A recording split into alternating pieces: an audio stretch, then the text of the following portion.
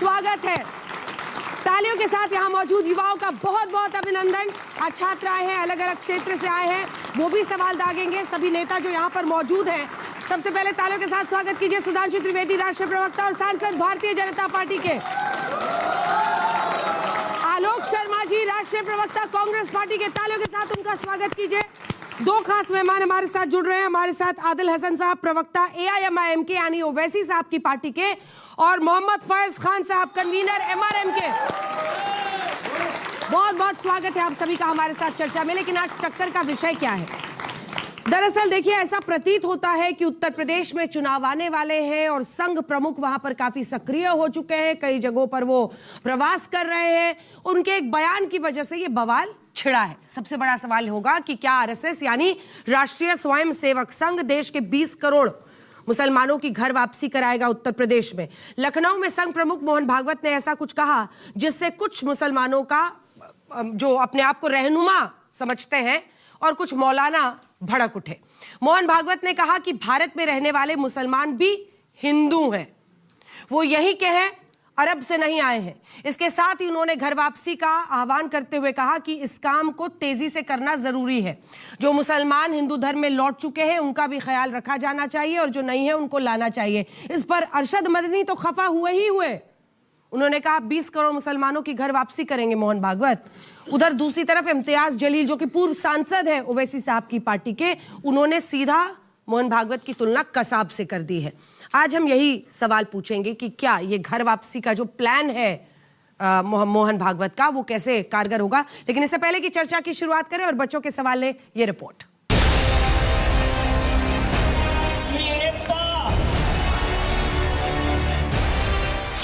माह रमजान में हिंदू और मुसलमान की सियासी दुकान एक बार फिर सज गई। इस बार फीता काटा RSS प्रमुख मोहन भागवत ने। मोहन भागवत ने लखनऊ में घर वापसी का खुला आह्वान करके राजनीति में तूफान ला दिया।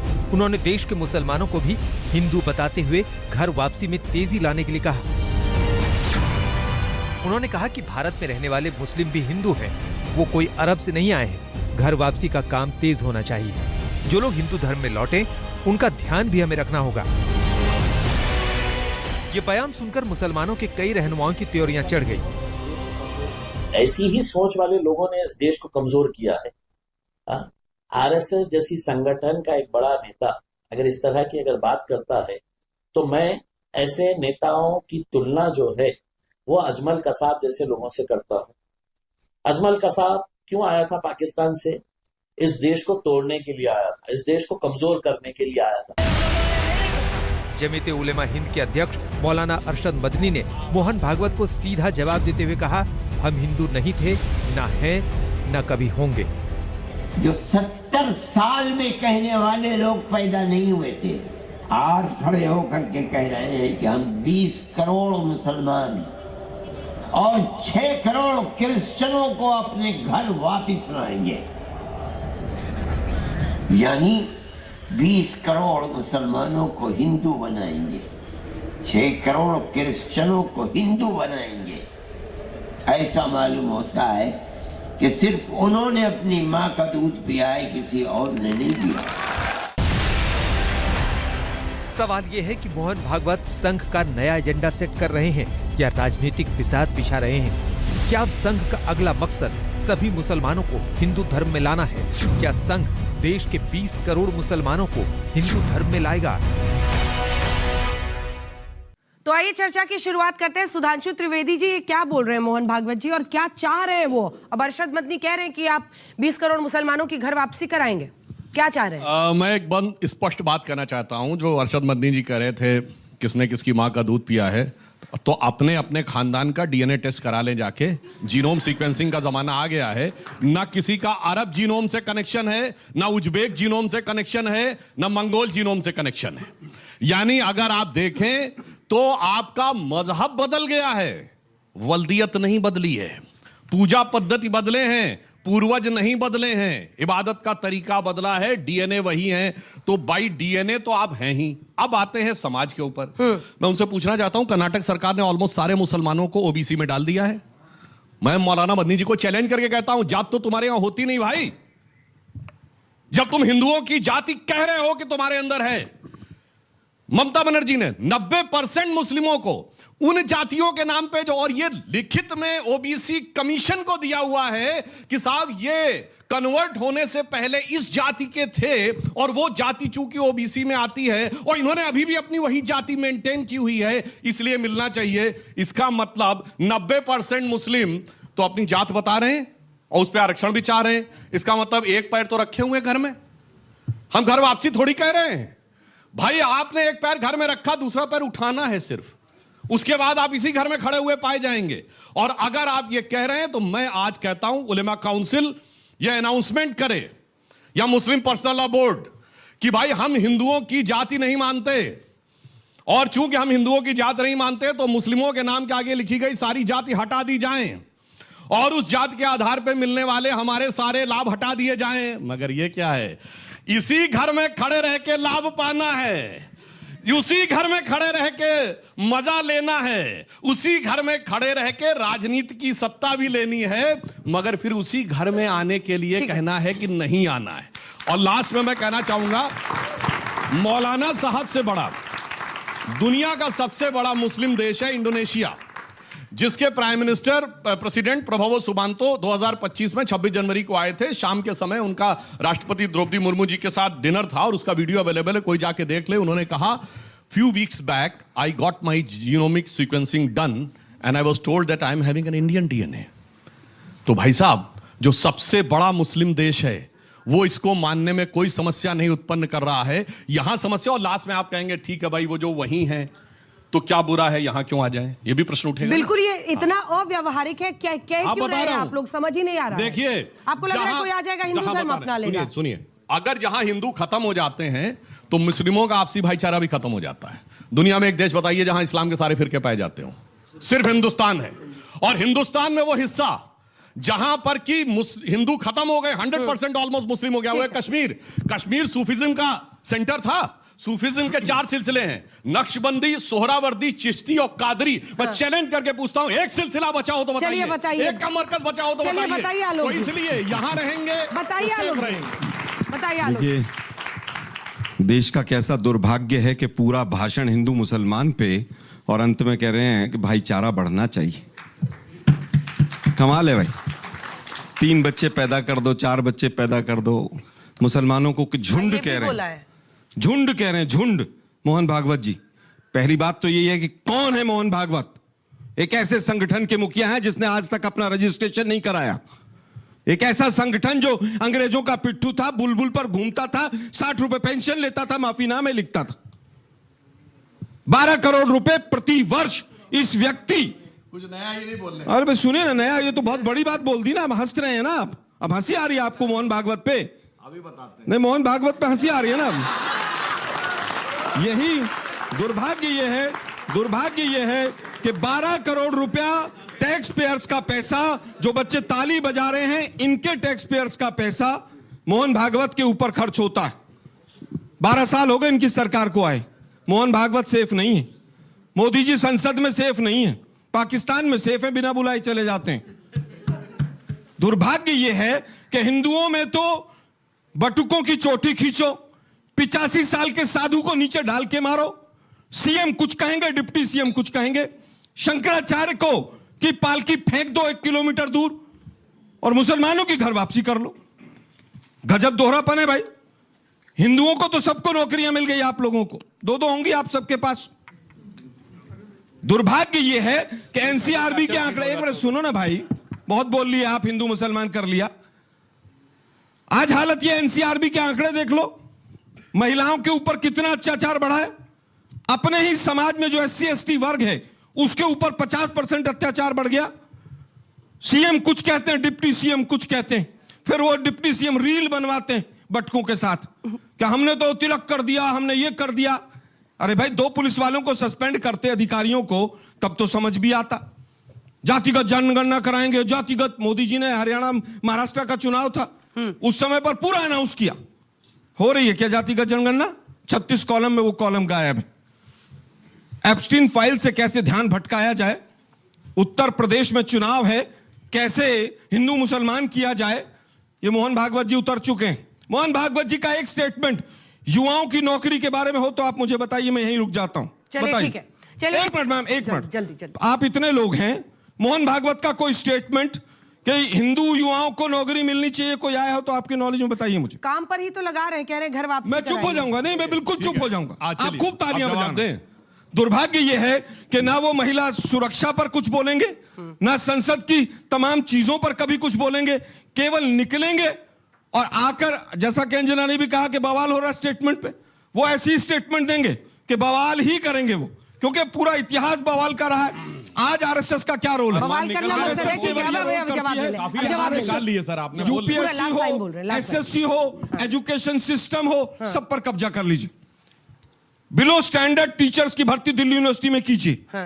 आप लोग ताली बजाएं, खूब बजाएं, लेकिन उन पे किसके बच्चे पढ़ेंगे? आप ही के भाई बंधु पढ़ेंगे आने वाले समय में। त्रिवेदी जी, पाठक जी क्या कर रहे हैं? देखिए, और मैं योगी एक जी बात ने कहना क्या चाहता कर दिया है? बटुकों के साथ रील बनाना पड़ रहा है पाठक जी को। देखिए, इन्होंने पहली बात ये कही कि हम लोग हिंदू मुसलमान करते हैं। हाँ, हम हिंदू और मुसलमान दोनों की बात करते हैं, मगर कांग्रेस मतलब मुसलमान, मुसलमान मतलब कांग्रेस, ये कौन बोलता है?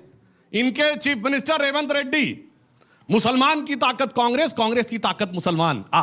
वो तो हिंदू सिर्फ मुसलमान मुसलमान करते हैं, हम हिंदू मुसलमान दोनों करते हैं। अब आइए, केरल में इनके नेता प्रतिपक्ष वीडी सतीशन क्या बोलते हैं? हम जमाते इस्लामी से साथ लेने में हमें कोई गुरेज नहीं है, वो तो बिल्कुल सेकुलर है। राहुल गांधी जाके विदेश में क्या बोलते हैं? Muslim League is absolutely secular, I am having no problem about it, and BJP is communal. और अब तो जमाते इस्लामी का भी साथ ले रहे हैं, मुस्लिम लीग के साथ खड़े हुए हैं। और केरल में एसडीपीआई का जनरल सेक्रेटरी ओपनली स्टेटमेंट दे चुका है, 2018 में इन्होंने उनके साथ आके खड़े हुए थे। मुस्लिम्स का पहला हक होना चाहिए संसाधनों पे, वो पहले बोल चुके हैं। इसलिए मैं कहना चाहता हूं, हां, भारतीय जनता पार्टी के आने के बाद हिंदू और मुसलमान दोनों की बात हो रही है, उससे पहले सिर्फ और सिर्फ मुसलमान की बात होती थी। छोटा सा जवाब, और मैं एक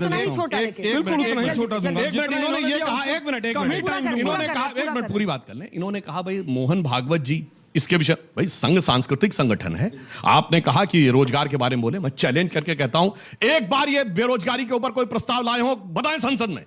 कभी एसआईआर पे, कभी हिंडनबर्ग पे, कभी इस पे उस पे। आप तो नेता प्रतिपक्ष है ना, आप तो संसद में हैं, बोलिए क्यों नहीं लाए? क्योंकि पता है, पूछो बेरोजगारी का डाटा आज क्या है, नहीं पता होगा। जल्दी से नहीं पता ही नहीं होगा भाई साहब, केवल भाषण देना है। अरे भाई, मुझे डाटा, आज डाटा की कीमत नहीं है। डाटा की सारी कीमत है भाई, मोदी जी कह रहे हैं, ये तो मोदी जी कह रहे हैं कि डाटा की कीमत नहीं है।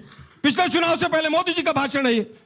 जबरदस्ती ताली बजवाने से कोई फायदा नहीं होगा। मुद्दे की बात करते हैं। अरे सुनो भाई, सुनो ना भाई, बच्चों को सोचना चाहिए, वातावरण में ताली बजाने दीजिए, बच्चों को सोचना चाहिए। आपके लिए भी बजा रहे हैं। मैं फिर कहूंगा, अग्निवीर योजना में किसके बच्चे जाते थे? पुलिस में कौन जाता था? फौज में कौन जाता था? ये डांट के ताली जिसको बजाना टाइट करना चाहते हैं वही जाते थे क्या? कौन जाने से रुका? 70 से 80 हजार बच्चा रुक गया हर साल जाने से। किसका बच्चा था वो? वापस आता हूं, घर वापसी की बात करते हैं, मुस्लिम लीग की बात करते हैं, जातियों को, मुस्लिम जातियों को। मोदी जी का तो आपने वीडियो सुना होगा कि गुजरात में ओबीसी में मुसलमान भी हैं। सुना था कि नहीं सुना था? 4 दिन पहले महाराष्ट्र में 5% रिजर्वेशन जो मुस्लिम्स को दिया जा रहा है, उसके बारे में सुना था कि नहीं? 3 दिन पहले आंध्र प्रदेश के मैनिफेस्टो में इन्हीं के मुसलमानों को रिजर्वेशन की बात थी कि नहीं थी? घर वापसी की बात करते हैं, ये पास में प्रभु सुनो, मैं आपके बीच में नहीं बोलता। फरीदाबाद में कुछ हजार परिवार घर वापसी कर आए थे। फरीदाबाद यहीं से लगभग 50 किलोमीटर दूर है। कुछ समय के बाद वो वापस अपने धर्म में चले गए। उन्होंने कहा कि ना हमसे कोई शादियां करता है, ना हमारी कोई शादी में आता है हिंदू, ना हम किस जाति के अंदर जाएंगे, हम किस जाति के यहां पर अपनी बेटियों को बहाएंगे, उनको हमें कुछ नहीं पता है। केवल लव जिहाद की बात हो, और केवल ये कहना हो कि भाई घर वापसी हो जाए, केवल ये राजनीति करने के लिए है और कोई सांस्कृतिक संगठन नहीं है। विशुद्ध हिंदू मुसलमान में बांटने के लिए।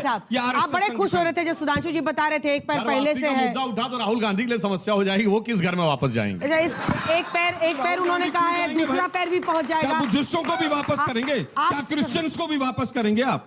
क्या आप संदेश दे रहे हैं? आप पूरे वर्ल्ड में सांसद हैं भाई, आप बुद्धिस्टों को भी वापस करेंगे क्या? आप संघ से जुड़े हुए हैं, जवाब देते हैं। आप तैयार हैं घर वापसी के लिए, धर्म परिवर्तन के लिए? तो सनातनी बात वतन की हो, सबसे आगे हम नजर आएंगे। भाई आप वापस हैं तो अभी करवाइए ना, अभी बोलिए वंदे मातरम बोल दीजिए। आप जो वंदे मातरम नहीं बोल सकते हो मुझे बता रहे हैं, भारत माता की जय नहीं बोल सकते हो मुझे बता रहे हैं। बात, हैं? जिस देश टॉपिक की क्या नहीं बोल सकते, जिस जय टॉपिक पुलिस पर के साथ चर्चा खड़े है, हो जाओगे। जिस टॉपिक आप पर केवल चर्चा है वंदे उसमें आ मातरम बोल जाओ। दीजिए, उसके बाद मुझे गाइडलाइन घर दीजिएगा। वापसी करनी है। और अंजना जी सुनिए, घर वापसी सारे करनी बच्चों से है। पूछ रहा हूं मैं। अरे प्रभु, अभी घर बीच वापसी में नहीं करनी बोलने है। की बात कर रहे थे ना। घर वापसी इतने आज देर ही तक आज आपको तक सुन के रहा था। स्टूडियो में कराते हैं I आपकी। am in my home, मैं गलत अपने बात है घर भाई। में हूँ, क्योंकि मैं वंदे मैं घर मातरम भी वापसी बोल नहीं सकता हूँ, करूंगा, भारत औरों की माता की जय करवाऊंगा। भी बोल सकता हूँ, तिरंगे झंडे का सम्मान भी कर सकता हूँ। घर वापसी की जरूरत उन लोगों से है आप घर जो वापसी मानसिक कीजिए रूप ना, से सबसे आज पहले भी आइए भारत आप। में अपने बाप दादाओं की तलाश करते हैं, मिस्र में जाते हैं, अर्तुगरुल गाजी में अपने दादा खोजते हैं। अरे भाई, अमर मंदिर जाए कोई दिक्कत नहीं है, अकबर मस्जिद जाए कोई दिक्कत नहीं है, एंथोनी चर्च जाए स्वागत है। केवल इस सच्चाई को स्वीकारने की बात हो रही है। तीनों के पिता किशन लाल है, केवल इस सच्चाई को स्वीकारने की बात हो रही है। अब सुनिए मेरी बात, सारे घर बच्चों से वापसी मैं कर एक रहे हैं, प्रश्न कब करना कर रहे हैं, चाहता जरा हूं। बताइए, अंजना जी पूछ बेटा, रही हैं। मुझे एक बात बताओ, आप घर वापसी जहां कब कर से- रहे हैं बताइए ना। अरे मैं घर में हूं अपने भाई, क्या फिर वो- पढ़ूं? फिर वो मोहन क्या भागवत जी, पढ़ूं? फिर वो मोहन भागवत जी किसकी वापसी करा रहे हैं? सूर्यकोटि समप्रभा नहीं, नहीं, वो मोहन भागवत जी किसकी घर वापसी करा रहे हैं? आप तो घर में हैं। सिया राम मैं सब जग जानी, करूं प्रणाम जोरी जुग पानी, यदा यदा ही धर्मस्य ग्लानिर्भवति भारत 12 साल अभ्युत्थानं हो गए धर्मस्य पूरे तदात्मानं देश को बेवकूफ सृजाम्यहं, बनाते बनाते परित्राणाय गुमराह साधूनां करते विनाशाय करते दुष्कृतां धर्म संस्थापनार्थाय संभवामि युगे युगे। कैसी घर वापसी करूं? केवल- मैं आपको केवल हिंदू मुसलमान में विचारों बांटते से, रहिए, इसके आगे कुछ शक्ल नहीं। सूरत से कहीं से भी सऊदी अरब का लग रहा हूं कि भारत का लग रहा हूं? भारत का लग रहा हूं, तो भारत में हूं, अपने घर में हूं और विचारों से भी हूं। फिर मैं कहता हूं, मेरे एक बात का जवाब देना बच्चे, आप सबको आज देना है। ये सारा शो करने के बाद, स्कूल कॉलेज करने के बाद आप शाम को कहां जाएंगे? यह ह्यूमन नेचर है कि आप कहीं भी रहो, फाइनली आपको कहां जाना है? अपने घर वापस जाना है। इसलिए साइबेरिया से पक्षी 6 महीना उड़कर आते हैं, फिर वापस अपने घर जाते हैं। न्यूज में आप लोग देखते हो ना, आप कहीं भी कह रही है, RSS आप किसी भी दुकान में कह जाओ, रही आप है कहीं कि वेंडर हो, मुसलमान नदी पक्षी पर्वत हैं। पहाड़ घूमने जाओ, फाइनली आप वापस कहां जाओगे?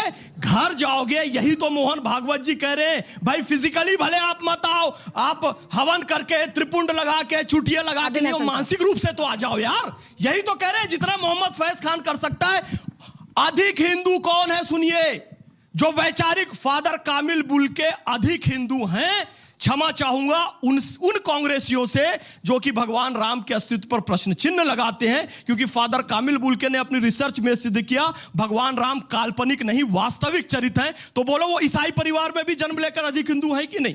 यदि मैं गौ सेवा की बात करता हूं, आरिफ मोहम्मद खान साहब और डॉक्टर एपीजे अब्दुल कलाम साहब गीता पढ़ते हैं, तो वो अधिक हिंदू हैं बनिस्बत कपिल सिब्बल या मार्कंडे काटजू के ममता बनर्जी की, जो कि गोमांस खाने की भी वकालत करते हैं और राम जी पर प्रश्न चिन्ह लगाते हैं। तो मानसिक रूप से आप पहले देखिए, हिंदू बनिए। गौमांस खाने की ये बात हो वकालत, रही है। एक मिनट में उत्तर दे देता हूं, एक मिनट। गौमांस खाने की वकालत किरण रिजिजू जी ने की। गोवा में बूचड़ खाने गौ माता के सरकार खोलती है। मेघालय में जब चुनाव जीतेगी बीजेपी तो गौमांस की सप्लाई बढ़ा देंगे, ये बीजेपी वाले कहते हैं। ठीक है, आदिल साहब बोलिए। आप बड़े खुश हो रहे थे, आपको तो ये छुआछूत करते हैं आपके साथ, आप चिट्ठी लिखते हैं, लव लेटर, हमें भी शामिल कर लीजिए इंडिया गठबंधन में, ये कहते हैं ना बाहर चिट्ठी लिखेंगे। अभी बिहार में राज्यसभा चुनाव हो रहा है, इंदिरा जी भी दारुसलाम आई थी, इनको भी आना पड़ेगा। हाँ। अभी होने जा रहा है। चुनाव तो लड़े आप। 16 चुनाव तो लड़ेंगे, लड़े। जद्दोजहद करेंगे इस यूपी में सीमांचल भी के। अलग ही लड़ेंगे, ये शामिल नहीं करेंगे आप। ये नहीं करें, इनको इनसे ज्यादा अच्छा स्ट्राइक रेट था मेरा। पर जनता भी तो वोट नहीं देती है ना। बिहार देगी, में धीरे था। धीरे देगी, बिहार धीरे में था, धीरे लेकिन देगी। यूपी में मैम केरल में बीजेपी को देती थी क्या? त्रिपुरा यूपी में में? देती थी क्या? यूपी उड़ीसा में? में देती थी क्या? यूपी में? इलेक्ट्रॉल बॉन्ड का चंदा, अदानी का अच्छा ठीक है, हेलीकॉप्टर, सब फैज कुछ खान था, साहब तब भी जो नहीं कह रहे हैं, था। क्या गलत कह रहे हैं? हाँ? मैं क्या उनसे गलत क्या कह रहे हैं? मतलब, वो तो चले गए, जाने दीजिए। इस कहाँ चले मिट्टी का गए? है, जहां उनको बोल रहे हैं मैं इस मिट्टी का हूं, ये मेरी मिट्टी है, इसी वो यहाँ मिट्टी में के नहीं है। मरूंगा। अल्लाह बेहतर जाने वो कहाँ के हैं। अच्छा, मैं तो जानता हूं इस मिट्टी का हूं, इसी मिट्टी में अब मरूंगा। इसमें अल्लाह को लाने की क्या मैं जरूरत अल्लाह है? के बिना मेरा वजूद नहीं है, मेरी पहचान है, मेरी पहचान मेरे अल्लाह से है, मेरे रसूल से। इसमें शर्माना क्या है? ये देश मेरा है, ये मेरी मिट्टी है, इसी सरजमीन में जाना है, यहीं चलो, सजदा हम करते हैं। सबकी ये सरजमीन है, ये सब मेरी बोलेंगे सरजमीन, मेरे भारत माता मेरे बाप की दादा ने जान दिया है, वंदे। मेरे बाप दादा ने जान दिया है मैडम। रखना, मेरी जमीन है जो व्यक्ति कह रहा है भारत माता अच्छे से चिल्लाइए, अच्छे से, आंखों का अच्छे से, कैमरा अच्छे हो से। गया, फैज खान। फैज खान, भारत माता की एक बार भी मुंह से नहीं निकला, कह रहे हैं मेरी बोलिए जमीन ना। है। ये पूछा मोहन था कि भागवत जो- जी से, मैम मोहन याद आ भागवत गया। जी से ये ठीक। मेरा सवाल है, इस देश का सवाल है किसी दलित को, किसी पिछड़ा को, किसी अति पिछड़ा को, किसी महिला को, किसी आदिवासी को संघ प्रमुख कब बनाएंगे? सिर्फ अपर क्लास कास्ट का एक क्लब क्यों बन के रह गया है? FCRA का आपके पास सर्टिफिकेट क्यों नहीं है? होम मिनिस्ट्री, फाइनेंस मिनिस्ट्री के पास आपके पास डाटा क्यों नहीं है? अरबों की संपत्ति आपने कहां से अर्जित की? एक मदरसा में 5,000 रुपया आता है तो आप पूरी फाइनेंस मिनिस्ट्री जांच करती है। तो ऐसा क्या इस ऑर्गेनाइजेशन को सुपर कैप लगा है? ना स्वतंत्रता सेनानी थे, ना उनमें आपका नाम था, ना ऐसा कुछ था। ऐसा इनको छूट क्यों मिला? ये देश भी जानना चाहता है। बतलाइए, साफ सवाल पूछ रहा हूं, क्यों नहीं जांच होनी चाहिए? क्यों नहीं देश को पता होना चाहिए? लोगों को तो पीएम केयर्स की तरह क्यों हो ये? सुनिए, वो जो अंजना जी का ब्लैक एंड व्हाइट प्रोग्राम आता ना, जो अंजना .2 AI का दौर है, वो AI को बुला लिया जाए, कोई भी टॉपिक होगा यही सब बोलेंगे। तो मैं पूछना चाहता हूं, जवाब देता हूं। आपकी पार्टी MIM है ना? सुनिए, आपकी पार्टी MIM है ना? आप 52 साल तिरंगा क्यों नहीं फैलाए? सरदार पटेल ने आपको बैन क्यों किया? सरदार पटेल ने हेडक्वार्टर पे झंडा फैलाने के आपने क्यों केस किया? अब बताइए। चलिए, पार्टी पे MIM है ना? MIM है ना? सुनिए, MIM है ना? ये बताओ, सैयद को छोड़ के किसी गद्दी को, घोसी को, बहना को, अंसारी को, हलाल खोर को, कसाई को कब बनाएंगे? और हिजाब वाली महिला को कब बनाएंगे? बोलो। हिजाब वाली महिला इंशाअल्लाह एक दिन इस मुल्क की प्रधानमंत्री होगी, मगर MIM की अध्यक्ष नहीं होगी। ये होता है बैठ के। आप तो राजनीति, और हम बता रहे हैं, संघ में जो कोई आता था, सबसे पहले क्या होता था? घर छोड़ दो, नो नौकरी, नो व्यवसाय, सारी संपत्ति छोड़ दो, और विवाह नहीं करना है, और उसके बाद केवल एक हॉस्टल की जिंदगी पूरे जीवन भर बितानी है। सिर्फ और सिर्फ देना था, सिर्फ और सिर्फ त्याग करना था। वो भी सबसे हाईएस्ट क्वालिफाइड लोग उस दौर में आए थे, जिनके पास एक से एक स्कोप था जिंदगी में बड़ा शानदार वो करने का। रज्जू भैया जी का MSc में इंटरव्यू CV रमन ने लिया था। उन्होंने कहा था आपको बहुत अच्छा साइंटिस्ट बना सकता हूं। उनके पिताजी अंग्रेजों के जमाने में, उस जमाने से पढ़े हुए एग्जीक्यूटिव इंजीनियर थे, यूपी गवर्नमेंट, सब छोड़ दिया, सारी प्रॉपर्टी छोड़ दी। भाई साहब, वो आके तब बात करे, अरे कबीरा आया घर प्रेम का, खाला का घर ना आए, शीश उतारे हाथ इधर, तब बैठे घर में आई। पहले त्याग करो, उसके बाद आओ, तब फिर कहो। जो सब त्याग बराबर करते थे। और आज मगर संघ को जब बढ़ाना था राजनीति में, जहां पर लाभ की बात होती है, जहां शक्ति की बात होती है, तो मैं चैलेंज के साथ पूछता हूं, 1 मिनट, 1984 में कल्याण सिंह जी यूपी के अध्यक्ष बने। बताओ कोई OBC बना हो इनका कभी 1984 में? उमा भारती जी 1989 में पार्टी की बड़ी स्थापित नेता हो गई। विनय कटियार जी 1986 में बजरंग दल के प्रमुख बने। साक्षी महाराज 1986 में बने, उस समय बन के नेता बन के उभरे। और हमने जितने भी OBC नेता थे, अगर देखा जाए तो सबसे ज्यादा भारतीय जनता पार्टी ने सत्ता में OBC को बढ़ाया और त्याग करने के लिए अलग खड़े रहे। मगर ये तो सत्ता में रहते हुए भी सैयद और शेख के नीचे नहीं आएंगे। मुस्लिम पर्सनल लॉ बोर्ड में कोई नहीं होगा। और मैं कहता हूं, बताइए, मुल्ला, मौलवी, मुफ्ती, मुकर्रम, बारी, हाफिज, एक बताइए जो पसंदा मुसलमान हो। हमारे यहां बताता हूं, बाद योगी उमेशनाथ वाल्मीकि समाज से वापसी वगैरह कराना है नहीं? बोले चले जा रहे हैं।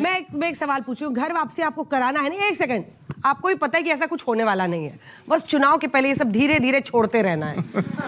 नहीं, मैं अब इसका जवाब दे दूं। हाँ। ऐसा है, इसके लिए बहुत कुछ करने की जरूरत नहीं है। छोटा सा जवाब फिर आलोक जी, एक लाइन जवाब देता हूं। जैसे आज से 30-40 साल पहले कौन किसका बाप है, ये एक यकीनी मामला था। और पुराने जमाने में फिल्मों की स्टोरी होती थी, वो हीरोइन पूरे जिंदगी लगा देती थी साबित करने में कि उसका बाप है। अब 48 घंटे का मामला है DNA टेस्ट के थ्रू। वैसे ही अब जीनोम सीक्वेंसिंग भी आ गई है, ह्यूमन जीनोम की कंप्लीट मैपिंग हो गई है। और it's a matter of 5 to 7 years जब वो ओपन होगी, जब सबका सबके हाथ में होगा, और उसके बाद किसका जेनेटिक मैप किससे कनेक्टेड है ये बताने में कोई आवश्यकता ही नहीं होगी। ये सब कुछ साबित हो जाएगा आखिर में कि अमर, अकबर, एंथोनी तीनों का बाप किशन लाल था। ये DNA टेस्ट साबित कर देगा, तो हमें घर वापसी की जरूरत ही नहीं होगी। और समझ में आएगा जिसके लिए लड़ रहे हो वो तुम्हारा भाई नहीं है, जिससे लड़ रहे हो वो भाई है। और अपने आप तुम्हारे मन का हृदय परिवर्तन होगा। जैसे हिंदी फिल्मों में दो बिछड़े हुए भाई बाद में मिलते थे और पहचानते थे, और फिर आखिर में क्या होता था, अपने बाप के ही घर में वापस आते थे। आलोक जी, 48 घंटे में DNA टेस्ट हो जाता है, सबका पता चल जाता है। 12 साल से सरकार में बैठ के पकौड़े तल रहे हैं। क्यों नहीं कराया भाई DNA टेस्ट? किसने रोका था? नवाज शरीफ ने रोका था। क्यों नहीं कराया 12 साल तक? DNA टेस्ट कंसेंट से होता है। अरे भाई, पढ़े लिखे तो आज आपने मुसलमानों का कंसेंट ले लिया, जो यहाँ इतना लंबा चौड़ा भाषण पेल रहे हैं आप। क्या मुसलमानों का और क्रिश्चियंस का आपने कंसेंट लिया है? मोहन भागवत ने किसी का? DNA अपनी शादी अरे नहीं पूरा करने करनी, दीजिए। अपनी शादी नहीं करनी, हाथ उठाएं। हिंदू महिलाएं, हिंदू बच्चियां सवाल हो 4-4 बच्चे पैदा करेंगी, किसने अधिकार दे दिया भाई मोहन भागवत को? कौन क्या पहनेगा वो मोहन भागवत बताएंगे, कौन क्या खाएगा ये मोहन भागवत बताएंगे। संविधान आया तो कहते हैं साहब ये तो विदेशी है, तिरंगा आया तो बोला 3 नहीं होने चाहिए, 2 ही रंग होने चाहिए। 52 साल तक तिरंगा नहीं फहराएंगे अपने यहां पर हिंदू मुसलमान पूरे शो में, इसके अलावा कोई चीज नहीं। मोहन भागवत कह रहे हैं कि जातिवाद और तमाम चीजें कम होनी चाहिए। ये प्रधानमंत्री की भी जातियां बताते चले गए, अपने सारे मुख्यमंत्रियों की जातियां बता दी। मतलब पहले तय तो कर लो भाई, अरे भाई पहले तय तो कर लो आप। उमा भारती फलानी थी और वो फलाने कल्याण सिंह थे। अरे भाई किसने जाति पूछने के लिए बुलाया क्या आपको? ठीक है, 2-3 आप यहाँ सवाल ले जातिवाद लेते को हैं। बढ़ावा देने के लिए आए क्या? अरे भाई हमने नहीं पूछी जाति, हमने नहीं पूछी किसकी क्या जाति है। मैंने जाति और धर्म के बारे में कोई शब्द नहीं बोला, कोई विभाजन की बात नहीं। मैं तो केवल ये कहता हूं कि आप बात सनातन की करते हैं, बात सनातन की करते हैं, वोट सनातन के नाम पर मांगते हैं, लेकिन आप धनातनी हैं। अच्छा, कितने लोग यहाँ पर जो युवा बैठे हैं चाहते हैं कि कास्ट के आधार पर सेंसस हो, यानी जब सेंसस हो तो आपसे आपकी जाति भी पूछकर लिखी जाए? एक भी नहीं। ये सब लोग नेहरू और गांधी के विचार को मानते हैं और ये राहुल गांधी के। नेहरू गांधी का ये विचार था कि जात नहीं, लेकिन अनाउंसमेंट तो मोदी जी ने प्रधानमंत्री रहते हुए नेहरू ने रोका था भाई जाति का जनगणना। मोदी जी ने पीएम रहते हुए अनाउंसमेंट किया कि मैं जातिगत जनगणना कराऊंगा। मतलब जाति होनी चाहिए ना? है मोदी जी से कि नहीं? बोलिए होनी चाहिए। मना कर रहे हैं मैं जात को मानता नहीं, सर, कुछ मना तो मना कर कर रहे हैं। रहे हैं। राहुल जी तो रोज बोल रहे हैं होना मैं फिर चाहिए। कहूंगा, वो तो पत्रकारों राहुल जी की किसी मैं फिर मदद करें। कहूंगा। और आपकी सरकार ने अनाउंस किया है कि करेंगे, मैं फिर कहूंगा। तो दोनों वही कर रहे हैं। देखिए सीधा मत बनिए। हमारा केवल जातिगत है, हमारा आज भी राहुल जी ने बोला है इस पर। हमारा केवल जातिगत मतलब जनगणना फ्राइडे की को। बात नहीं थी, उसमें इकोनॉमिक स्टेटस और एजुकेशनल स्टेटस भी था। बाकी छीन एक के मिनट दूसरे सुनो को ना, देना है। सुनो ना भाई, छीन के देना है तो मंगलसूत्र छीन तो लिया सर, सवाल 2 लाख पे गोल्ड पहुंचा दिया, पूछो, मंगलसूत्र पूछो। और कैसे चलेगा? सर सवाल, आप बोल रहे हैं कि बीजेपी सरकार ही हिंदू मुसलमान करती है, तो मैं आपको कुछ स्टेटमेंट याद दिला देता हूँ। 2021-22 में राहुल गांधी ने चुनाव प्रचार के दौरान सिर्फ हिंदू मुसलमान किया था। 2023 में उदयनिधि स्टालिन ने क्या किया बोला था उससे सबसे वाकिफ है।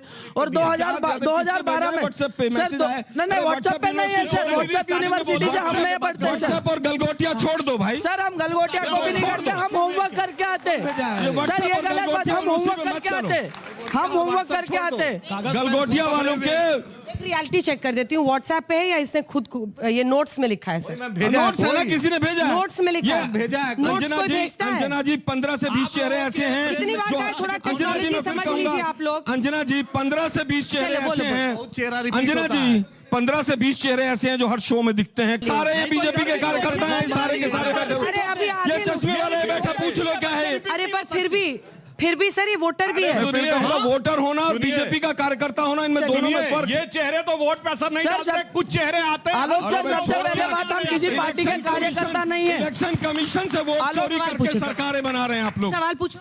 मैम एक और स्टेटमेंट का मैं इनको याद दिलाना चाहूंगा। सवाल सर पूछो ना, हाँ सर, आ रहा हूँ सर, बहुत आ रहा हूँ सर, आ रहा हूँ सर। मोदी जी ने आप बोलने तो दीजिए, आप बोलने तो दीजिए। एब्सेंट फाइल्स में उसमें क्या कहेंगे? सर यूएस गवर्नमेंट ने साफ साफ मना कर दिया था कि किसी भी सर इससे भी लड़ोगे आप, इससे भी लड़ोगे। नहीं सर, ये गलत बात है। अरे भाई मोदी सर 2012 में आपके अकबरुद्दीन ओवैसी जी ने क्या स्टेटमेंट दिया वो भी पता है। मोदी अब जी मेरे को आप के- बताइए मोदी क्या जी के आप लोग हिंदू प्रेरणा मुसलमान नहीं कर स्रोत रहे? है। चुनाव आ जाता है, आप हिंदू एब्सेंट मुसलमान पे आ मोदी जी जाते हैं, के चुनाव आ प्रेरणा जाता है, स्रोत अब जातिवाद पे आ जाते हैं। कैसे बात कर रहे हैं सर? और अब हम पे आरोप लगा रहे हैं कि हम बीजेपी के कार्यकर्ता हैं। ये गलत बात है सर। हम यहाँ पे एज ए स्टूडेंट और एज ए वोटर आए और हमारा हक बनता है सवाल पूछना और आपका हक बनता है जवाब देना। आप हम पे ये आरोप मत लगाइए कि आप किसी पार्टी को सपोर्ट कर रहे हैं। ऑडियंस कैसी है सर, और वो सिद्ध हो गया। आप बार बार एब्सटेंट फाइल बोल रहे हो। अब तो ध्रुव राठी ने भी घर वापसी फिर कर ली WhatsApp है। पे चली गई। नहीं फिर आप WhatsApp पे चली यूट्यूब गई। पे जाइए ना, आप यूट्यूब पे WhatsApp जाइए, यूनिवर्सिटी ध्रुव के राठी बाहर ही नहीं आ देखिए, रहे हैं सर्च वो। कीजिए। अब तो वो भी घर वापसी कर रहा है, उसकी भी तो वीडियो देखिए आप। सुधांशु सर, मुसलमानों के लिए बाद में, पहले उससे पहले मोहन भागवत जी का एक बयान आया था भारत देश में कि इस भारत देश में 4 प्रकार के हिंदू होते हैं। पहले हिंदू जो कहते हैं गर्व से कहो हम हिंदू हैं। दूसरे, हम हिंदू हैं इसमें गर्व की क्या बात है। तीसरे, अरे हम हिंदू हैं धीरे से बोलो। और चौथे, जो अपने हिंदुओं की पहचान भूल चुके हैं। तो मोहन भागवत जी अपने इस बयान से क्या संदेश देना चाहते हैं? अगर वो संदेश एक होने का है तो वो एकता कब आएगी सर? आप बहुत अच्छा सवाल किया है। अभी रुक जाइए सर, रुक जाइए, 2-3 सवाल और लेने दीजिए। देख क्या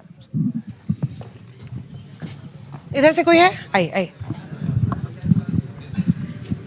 कांग्रेस के लोग कहते हैं कि हम हिंदू मुसलमान नहीं करते, तो जो उत्तराखंड में मुस्लिम यूनिवर्सिटी बनाने के लिए आपने कहा है कि हम जीतेंगे तो उत्तराखंड में मुस्लिम यूनिवर्सिटी बनाएंगे, उस पर आप क्या कहना चाहेंगे? अलीगढ़ मुस्लिम यूनिवर्सिटी, एक मिनट अंजना जी, मैं यही दे उनको भी रोका ना, मैं फिर कह रहा हूँ अलीगढ़ मुस्लिम यूनिवर्सिटी सर आपने अभी बैठे खड़े खड़े यहाँ पर ये कह दिया कि ये सभी के सभी बीजेपी के प्रवक्ता हैं। सर शर्म आती है कि आप लोग राजनीति वैसे तो करते होंगे, लेकिन देखकर हमें अब शर्म आ रही है कि आप इन स्टूडेंट्स को भी ये कहना चाह रहे हैं कि ये बीजेपी के प्रवक्ता है। क्या राजनीति है सर? ऐसी राजनीति में सर थोड़ी सी शर्म करिए। जो आपका हो चुका अंजना जी, हो चुका। एक ही सवाल, एक साथ आखिरी सवाल ले लीजिए, पर्सनली मत लीजिए इसको, क्योंकि हर तरह के थे और आधे तो इसमें आपके सपोर्टर्स थे, आपने उनको भी खो दिया। ये बच्चा आप ही के पक्ष से पहले सवाल पूछ रहा था। मेरा सवाल सुधांशु सर से है कि जो घर वापसी का मुद्दा चल रहा है, इसमें तो आम जिंदगी में हर इंसान को मतलब अपने खुशी से जीने का हक है, तो ये इतना मुद्दा क्यों बन रखा है मैम? राजनीतिक दलों के लोग इतना मतलब क्यों परेशान है, इतना हाई तौबा क्यों कर रहे हैं? मतलब सब अपने हिसाब से वोट मुझे भी लगा समझते ही हैं। अयोध्या की हार, 240 सीट।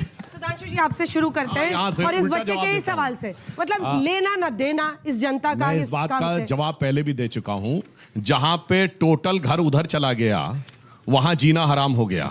कश्मीर में एक ही जगह है जो अभी भी आतंकवाद से पीड़ित है। और मैं बताना चाहता हूं, ये तथाकथित बाबरी मस्जिद की बात तो सब करते हैं, पर इस हिंदुस्तान में एक दरगाह भी नष्ट की गई है, चरारे शरीफ, वो जलाई गई थी। क्यों? क्योंकि एक सेक्ट ऑफ इस्लाम कहता है कि दरगाह कुफ्र है, उसके बारे में कोई नहीं बोलता।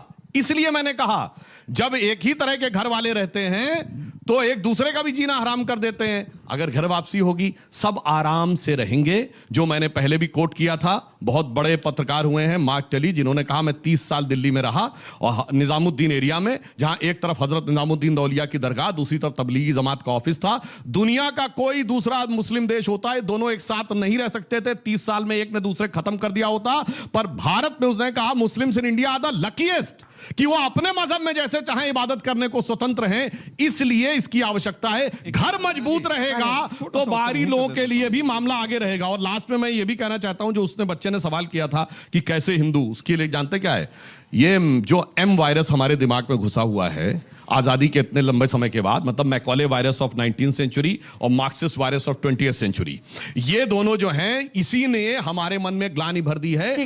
13 दिन की सरकार में सुषमा स्वराज जी की स्पीच देखिएगा, उन्होंने बोला था कि इस दिल्ली में यह माहौल बना के रखा गया था, इस भारत में आप तब तक इंटेलेक्चुअल नहीं माने जा सकते लुटियन जोन में, जब तक आप अपने भारतीय होने पर ग्लानि का अनुभव और हिंदू होने पर शर्म का अनुभव ना करें। अब जब से वो शर्म गर्व का अनुभव में बदलने लगा है, तब से बहुत से लोगों के नीचे की जमीन सरकने लगी। देखिए 12 साल से सरकार इनकी जमीन दूसरों की खिसक रही, पता नहीं क्या कर रहे हैं। जमीन से वापस आता हूं भाई, शंकराचार्य से भी कागज मांग रहे हैं, तो कागज दिखाओ, कागज दिखाओ, कागज दिखाओ।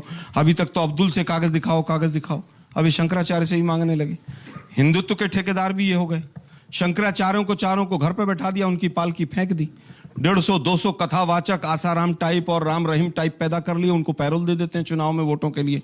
फिर ये सनातन की बात करते हैं। किस किस का क्या क्या पैरोल हुआ और कौन कौन आप लोगों ने यहां पर इस तरह के कथावाचक पैदा किए। टीवी स्टूडियो में किस तरह से आज आप साधु संतों को भी लड़वाने से बाज नहीं आ रहे, अखाड़ों को आपस में लड़वा रहे हैं।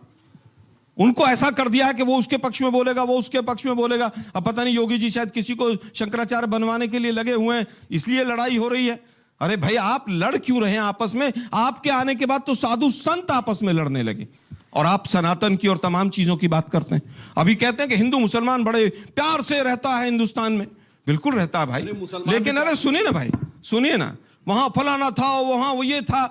आपके पूरे संसद में आप एक सांसद जिता के नहीं भेज पाए, आप एक मिनिस्टर मुस्लिम नहीं बना पाए। आपके तमाम सांसद कहते हैं कि हमें मुसलमानों का वोट नहीं चाहिए। आपके मुख्यमंत्री मुसलमानों के फोटो पर टारगेट करके गोलियां चलाते हैं। ठीक है, और इस आप पर एक एकता की डायरेक्ट बात जवाब करते दीजिए। हैं। सुप्रीम कोर्ट लताड़े मारता है मुस्लिम आपको। उम्मीदवार नहीं मिलता है आपको, आपकी पार्टी को। डायरेक्ट जवाब 542 में शुरू कीजिए ना। एक मिनट, डायरेक्ट जवाब है। सुप्रीम कोर्ट ने क्या कहा है हेमंत बिस्वा के लिए? बोले बोले बोले। हाँ, इंडी गठबंधन ने 540 में 120 मुसलमान दिए थे, बोलो हाँ या ना? यूपी के अरे दिए टिकट ही नहीं दिए, खुद दिए देते नहीं और हमसे पूछते हैं। महाराष्ट्र जो यूपी के बाद सबसे बड़ा है, 48 में एक मुस्लिम नहीं दिया 2024 नॉट इवन ए सिंगल। हमने भाषण दे रहे हैं, किसे कहते हैं खुद मियां हमने कुछ बनाया, हमने राष्ट्रपति बनाए, हमने उपराष्ट्रपति बनाए। आप ये बताइए आपने एक मंत्री क्यों नहीं बनाया? हमारे 3 मंत्री रह चुके हैं। वो नकवी जी कहां गायब कर दिए? उनका कार्यकाल मगर सुनिए, हमने अब फिर अपने टर्न एप्स्टीन फाइल बहुत बोल रहे हैं आप हैं। एप्स्टीन फाइल में सुनिए, एप्स्टीन फाइल में मोदी जी का नाम कितनी बार है? 8 बार। राहुल गांधी का 6 बार, सोनिया गांधी का 4 बार, महात्मा गांधी का 25 बार, पोप का 1 बार। बोलो भाई किस किस पे बात करनी है? पोप जॉन पॉल II का भी नाम है। कहीं पर यह नहीं लिखा कि एप्स्टीन से कोई सलाह लेने गया था, मोदी जी केवल लेकर, और उसमें लिखा है कि इजराइल में नाचने गए थे। क्या सच है? किसने लिखा है और क्या क्या लिखा है? किस किस के बारे में बताओ, कितनी बार के बारे में? अच्छा बताइए, एक मिनट। हरदीप पुरी ने कहा मैं 3-4 बार मिला हूं, बस। एक मिनट मेरे से खुलासा हुआ जन्म से पहले 22 बार मिला आदमी। पूरा कर लीजिए। एप्स्टीन के जन्म से पहले ही महात्मा गांधी की डेथ हो चुकी थी, तो जिसका नाम उसमें आ रहा हो, पता नहीं क्यों एक यौन विकृत मानसिकता के सजाए याफ्ता अपराधी का नाम ले लेकर अपने गुनाहों को छिपाने का इससे दुर्भाग्यपूर्ण तरीका आपको नहीं दिखाई पड़ेगा। प्रेस कॉन्फ्रेंसिंग के मंत्री करते हैं एप्स्टीन पे, और नाम हम ले रहे हैं। आदिल साहब, उस प्रेस कॉन्फ्रेंस किसने की थी? इनके मंत्री ने की थी। सफाई किसने दी थी? इनके मंत्री ने दी थी। एक मिनट, जब हरदीप पुरी जी थे, प्रधानमंत्री भी एक दिन सफाई देंगे, ध्यान रखिएगा। सुनिए, जब हरदीप पुरी जी ने जिस समय का उल्लेख किया, उस समय वो क्या थे? कुछ भी नहीं थे। परमानेंट मैं फिर कह रहा हूं, बिना कुछ हुए वो किस तरह से भारत सरकार के बिहार पर बात कर रहे थे। हरदीप पुरी कौन थे उस समय पर? 14 से 17 तक क्या हो गया भैया? लोग जी आपको मेक इन इंडिया तमाम चीजों के लिए हरदीप पुरी को साइन किसने किया? मोदी जी ने साइन किया। चले जा रहे हैं। मैं सिर्फ ये कह रहा हूं, हरदीप पुरी जी का जिस समय का उल्लेख है, उस समय वो यूपीए सरकार में, संयुक्त राष्ट्र में भारत सरकार के स्थायी प्रतिनिधि थे। सरकार नहीं रही, बोल रहे हो यार आप। आदिल साहब 14 के बाद यूपीए सरकार कब रही है? वो अरे मैं उस जमाने की बात कर रहा हूं भाई। एप्स्टीन को 2008 में अकबरुद्दीन ओवैसी पर उस बच्चे ने एक प्रश्न पूछा था। जी, अकबर ओवैसी साहब पर जो प्रश्न पूछा था, कोर्ट से एक्विटल हो गया है, पता कर ले बराए मेहरबानी। और ये भी बता दे कि वही अकबर ओवैसी साहब जो शिवरात्रि पर 2 दिन जो तेलंगाना सरकार जो छुट्टी देती है, उन्हीं के नुमाइंदगी पे लाल दरवाजा मंदिर 10 करोड़ रुपया मिला, उन्हीं के नुमाइंदगी में 18,000 गरीब बच्चों को पढ़ाते हैं। ना हिंदू देखते हैं ना मुसलमान, जो गरीब है उसको पढ़ाते हैं, वही अकबर ओवैसी पढ़ाते हैं। जाकर पूछिए, कोरोना काल में सबसे ज्यादा अगर मदद किसी ने हिंदुस्तान में कोई एमएलए किया, उसी अकबर ओवैसी साहब ने किया है। हिंदू कॉलोनी हो, मुस्लिम कॉलोनी हो, सबको बराबर राशन बंटवाया, वही अकबर ओवैसी साहब ने। दारुसलाम में माथे पे टीका हो, टोपी हो, पगड़ी हो या क्रॉस हो, सबका इस्तकबाल है। और पहला दलित मेयर अगर किसी ने बनाया तो वही MIM, वही अकबर ओवैसी ने। और अभी BMC में घटक नेता विजय सर को बनाया, वही अकबर ओवैसी साहब ने। तो इसलिए बराए मेहरबानी जो कंफ्यूजन है उसको दूर कर लीजिए। हम इनकी तरह नहीं है, जिस तरह वरुण गांधी ने बोला था वो केस एक्विटल हो गया। हम इनकी तरह नहीं है कि जिन्ना के मजार पर फातिया पढ़ते हैं और नवाज शरीफ के बिन बुलाए बिरयानी खाते हैं। और इनका राष्ट्रीय अध्यक्ष बंगारू लक्ष्मण रक्षा दलाली किया था, पूरी दुनिया ने देखा है। हम इनकी तरह नहीं है। हम डंके की चोट पे हक बोलते हैं और इंशाअल्लाह बोलते रहेंगे। हम आदम की औलाद है, ये भारत मेरी मिट्टी है, इसी मिट्टी पर सजदा करेंगे, इसी मिट्टी पे दफन होंगे। और जब भी देश को जरूरत पड़ी, चाहे टीपू सुल्तान हो, फजले हक खैराबादी हो, मीर उस्मान हो, अब्दुल हमीद हो, जब भी जरूरत पड़ी, हमारे उलमाओं ने चटगांव से लेकर लाहौर तक ऐसा कोई दरख्त नहीं था जो देश की आजादी के लिए शहादत नहीं दी। सरफरोशी की तमन्ना हमने दिया, हिंदुस्तान जिंदाबाद के नारा हमने दिया, तिरंगा हमने दिया, क्विट इंडिया मूवमेंट हमने दिया। और जब भी आज ऑपरेशन सिंदूर में जब बैरिस्टर असदुद्दीन ओवैसी साहब गए तो यही भारत के लिए गए और पाकिस्तान को मुंहतोड़ जवाब हमने दिया। और इंशाअल्लाह देश के लिए जब भी जरूरत पड़ेगी जान देंगे। माशाअल्लाह ये बता दिए, क्विट इंडिया मूवमेंट आपने दिया, किन्होंने दिया? अभी आपने बोला हमने दिया। जरा पे कर दीजिए। अल्हम्दुलिल्लाह, मैं अभी सुनना चाहता हूं सुधांशु साहब, किसने दिया? मिथुन और जर्सी का कंपटीशन नहीं है, किसने दिया? नहीं है तो आपकी बात गलत है। या तो आप झूठ बोल रहे हैं या ये झूठ बोल रहे हैं। बोलिए कौन झूठ बोल रहा है? आदम की मिट्टी है। मैं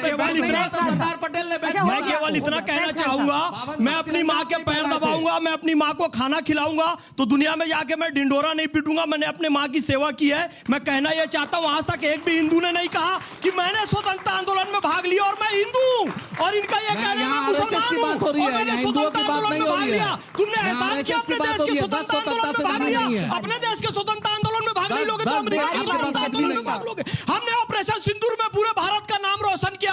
हमारे साहब कह रहे तो अपने देश के लिए नहीं जाओगे तो और किसके लिए जाओगे? सिर्फ 2 मिनट बचे हैं, फिर इन दोनों से कौन बात? मैं बस मैंने अपना निवेदन कर दिया है कि राष्ट्रीय स्वयंसेवक संघ उसी विचारधारा ने राष्ट्रपति द्रौपदी मुर्मू, जो कि एक अनुसूचित जनजाति से आती है, उनको राष्ट्रपति बनाया।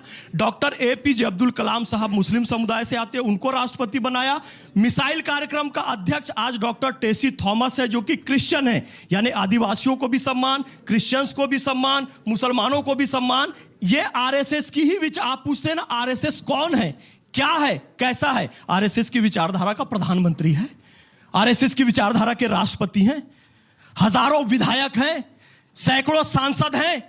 यह मोहम्मद फैज खान भी RSS की विचारधारा का है, तभी यह कहता है वंदे मातरम और भारत माता की जय और भारत के ईश मेरे ईश हैं। मैं रामकृष्ण जी का भी सम्मान करता हूं, मैं अल्लाह का भी सम्मान करता हूं, मैं शिव का भी सम्मान करता हूं, जीसस क्राइस्ट का भी सम्मान करता हूं, क्योंकि यह सीख हमें भारत की हिंदू संस्कृति देती है। मैं आस्था से मुसलमान हूं और संस्कृति से हिंदू हूं। आलोक जी, इस सोच में क्या प्रॉब्लम है? अगर कोई मुस्लिम ऐसा बोलता है तो फिर सारे उस पर एकदम टूट पड़े, ये भी तो सही नहीं है। मैं कब कह रहा हूं कि मुस्लिम ना बोलें? बहुत से लोग हैं जो बोल रहे हैं और बोलते रहना चाहिए, किसी ने तो नहीं रोका इनको, मैं तो बीच में बोला भी नहीं। इन्होंने कहा RSS की विचारधारा से प्रधानमंत्री हैं, तभी तो देश का बेड़ा गर्क हो रहा है। RSS की विचारधारा से प्रधानमंत्री, जब तो देश पर 5 गुना कर्जा हो गया है। RSS की विचारधारा से प्रधानमंत्री हैं, तभी तो ट्रंप के सामने सरेंडर किए बैठे। RSS की विचारधारा से प्रधानमंत्री हैं, तभी तो 18% टैक्स का सरकार अपने मुंह के ऊपर तमाचा लगाकर चुपचाप बैठी हुई।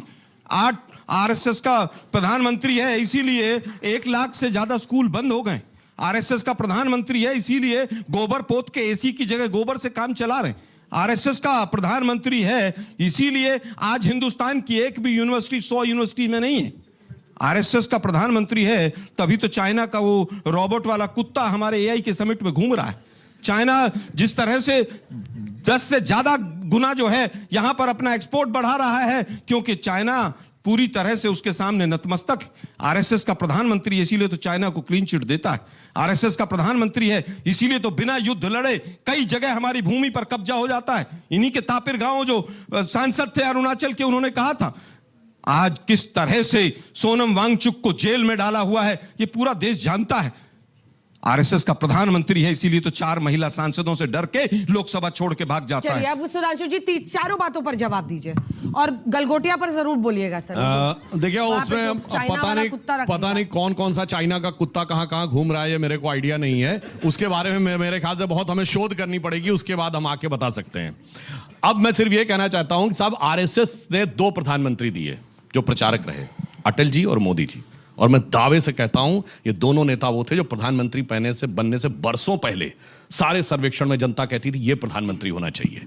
और मुझे याद है प्रधानमंत्री नरेंद्र मोदी जी 13 सितंबर 2013 को संसदीय बोर्ड की बैठक शाम 6:30 बजे हुई और वहां अनाउंसमेंट हुआ। सारे सदस्यों ने सर्वसम्मत, सारे कार्यकर्ता सर्वसम्मत, और वो PM के कैंडिडेट बने और फिर जनता से स्पष्ट बहुमत पाके प्रधानमंत्री बने। इनकी तरह नहीं कि चाचा नेहरू को 0 वोट मिले 1946 में अप्रैल में CWC की मीटिंग में, वो बने गांधी जी की कृपा से।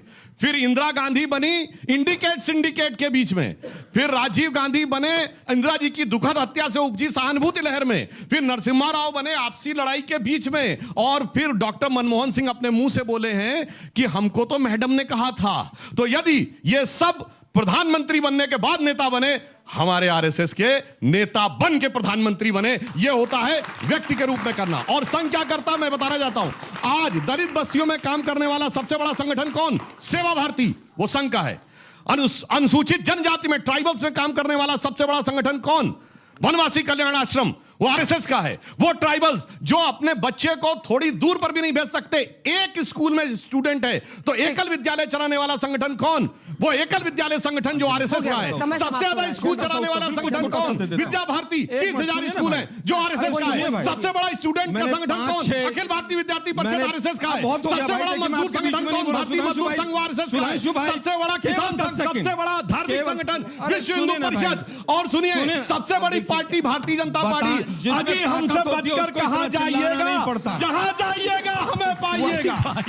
जल्दी से जल्दी। हमारी सरकार तो जैसे बनी, जनता ने वोट दिया, कभी हम बने कभी नहीं बने, लेकिन आपकी 3 बार सरकार या तो पुलवामा के आतंकी हमले के कारण बनी जिसके नाम पर वोट मांगे गए, या इलेक्शन कमीशन ने बनवाई। बताइए भाई, सिर्फ 2 लाइन का जवाब। मुझे लगता है सिर्फ 2 लाइन कि एक कहावत होती है कि नाच न जाने आंगन टेढ़ा, मगर ये आंगन ही नहीं टेढ़ा है, यहाँ पर छज्जा भी टेढ़ा है, खंभा भी टेढ़ा है, बिल्कुल सही और कह रहे हैं दीवार आप। भी टेढ़ी सारी है। संवैधानिक मगर क्या संस्थाओं पर करें, कब्जा टेढ़ा है करके पर उनको टेढ़ा टेढ़ा है कर दिया है। उसके बाद भी इनको गरियाते रहना चलिए, है। समय समाप्त हुआ। तालियों के साथ हम सभी का बहुत बहुत धन्यवाद हमारे साथ टक्कर में जुड़ने के लिए। अगले रविवार आपसे फिर होगी मुलाकात। देश दुनिया की बाकी खबरों के लिए देखते रहिए आज तक।